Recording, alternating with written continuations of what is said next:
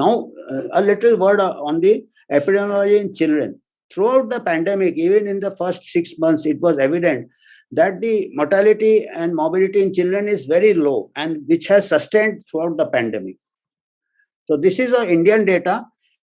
Up to 5 years, about 3.3% of all cases were below 5 years, and up to 11 to 20 years were 8.4%. So if you just remember this figure, this about 3.4%, 3.36% in below 10 years and 11 to 28. So totally about 12% of all admissions in hospitals were up till now, up till October 2021 were pediatric admissions. 80% were adults admission, and say or 90%, almost 90%, 88% were adult admissions, and almost only 12% were children who got admitted.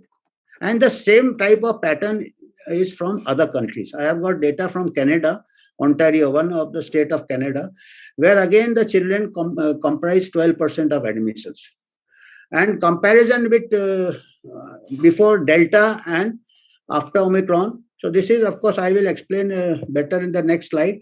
So only 0.07% of pediatric age group required ventilation compared to 0.43 in the adult population.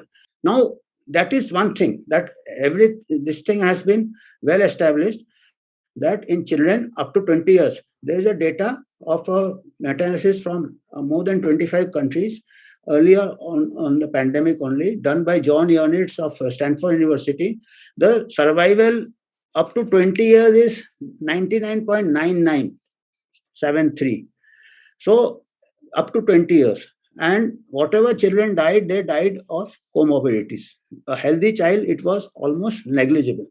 And even up to 69 years, the survival is 99.5. Infection fatality rate is just 0.5%. And at the population level, it is 0.05% in India.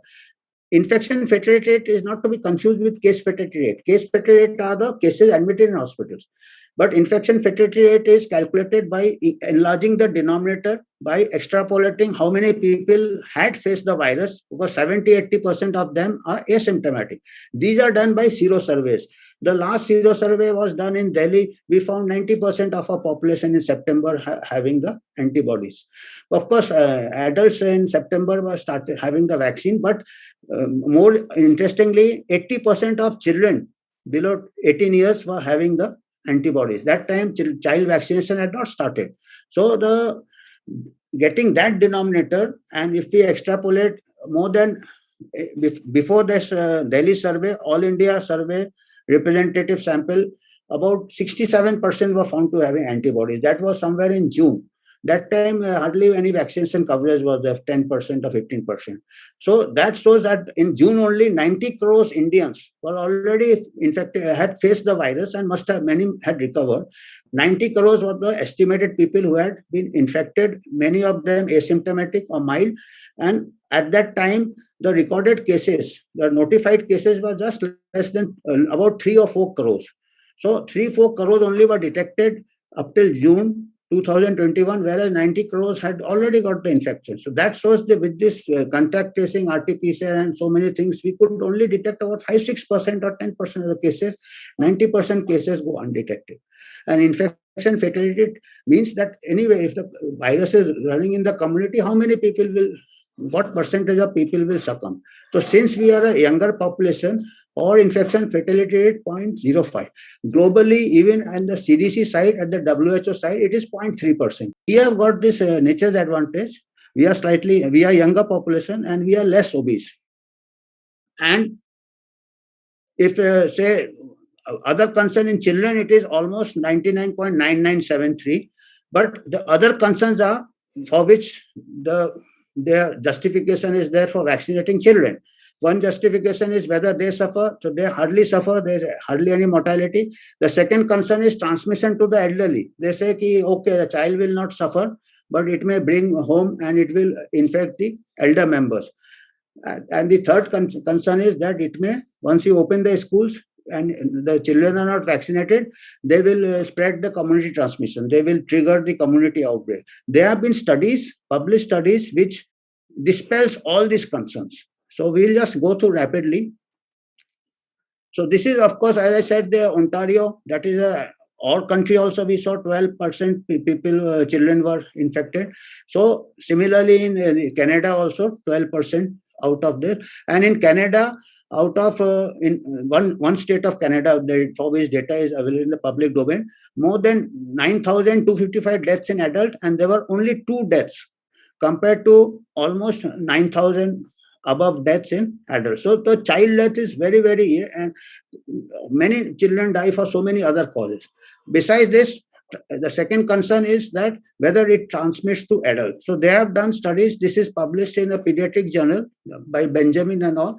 So they have done 92% of times the child got the infection from the adults. They have done the contact tracing and they saw only 8% times the child transmit to the adults. So more than 92% times the child gets the infection from the adult. So the child does not transmit. Neither they found any instance of community transmission from children precipitating community level outbreaks. So outliers should not dictate public health policy. For public health policy, you see the big picture. For all practical purposes, the children are not super spreaders. Neither they can precipitate community outbreaks.